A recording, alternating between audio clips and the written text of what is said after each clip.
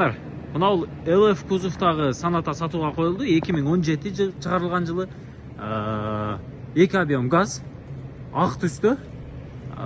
Сөөгү таза экен.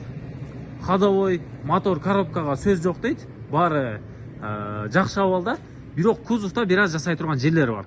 Алдыңкы крыло мына бул жери даракка бир аз пычыйыптыр. Ушул жерин жасатасыздар. Передний бамперди бир аз краска кылып аласыздар. Мынандай кырылган жерлери бар экен, царапина жерлери. Анан арткы эшикте мына бул жеринде караңыздар, бир аз царапина болгон жери бар экен. Ушул жерини дагы өзүңүздөр жасатып аласыздар.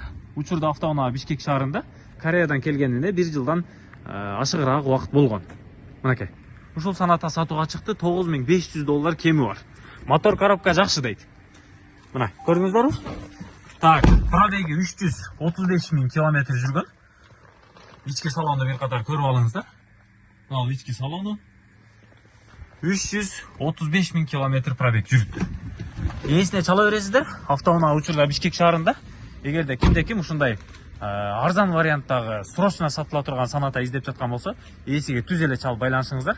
Срочно сатылат Бишкекте. Баасы 9500 кеми бар.